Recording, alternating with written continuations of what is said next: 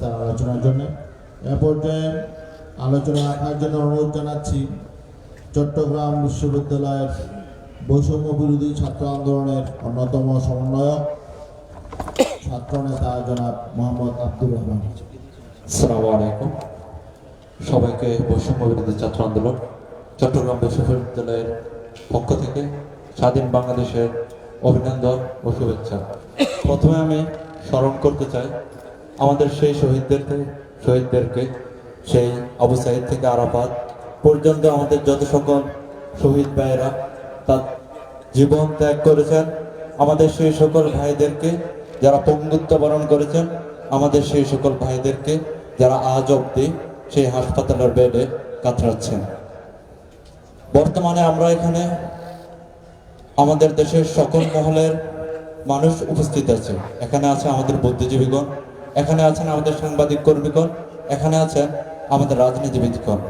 আমাদের এই বৈষম্য বিরোধী ছাত্র আন্দোলন হয়েছিল একটি কল্যাণ রাষ্ট্র গঠনের জন্য। সেই কল্যাণ রাষ্ট্র যদি গঠন করতে চাই তাহলে আমাদের প্রত্যেকটা মহলের সহযোগিতা প্রয়োজন। বৈষম্য বিরোধী ছাত্র আন্দোলন শুধু একক কোনো গোষ্ঠীর না, শুধু একক কোনো জনবলের দ্বারা তৈরি হয়নি। এখানে অংশগ্রহণ করেছে আমাদের বুদ্ধিজীবী মহল, এখানে অংশগ্রহণ করেছে আমাদের সাংবাদিকগণ, এখানে অংশগ্রহণ করেছেন আমাদের রাজনৈতিক সকল মহল। আমাদেরকে যদি একটি স্বাধীন সৌন্দর্য একটি সার্বভৌম রাষ্ট্র গঠন করতে হয় তাহলে আমাদেরকে সেই আন্দোলনের মতো আবার এক হয়ে কাঁধে কাঁধ রেখে হাতে হাত রেখে আমাদেরকে এগিয়ে যেতে হবে। সংগ্রামী বন্ধুগণ, আমরা জানি আমাদের এই দেশের ইতিহাসে ভারত আমাদেরকে কিছুই দেয়নি। ভারত এমন কোনো হীনকর্ম করেনি যে আমাদের দেশকে ধ্বংস করার জন্য। ভারত এমন কোনো হীনকর্ম করেনি তাদের সুবিধার জন্য। বর্তমানে আমরা দেখেছি আমাদের ফেসিবাদের আমলে যে সকল চুক্তি হয়েছে ভারতের সঙ্গে, যে সকল ট্রানজিট দেওয়া হয়েছে সে সকল ট্রানজিট, সে সকল চুক্তি অনতিবিলম্বে বাতিল করতে হবে।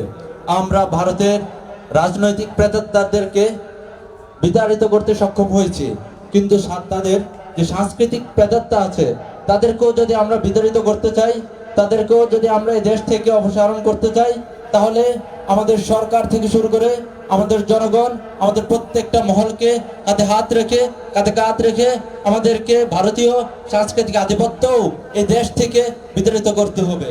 ইনকিলাব জিন্দাবাদ।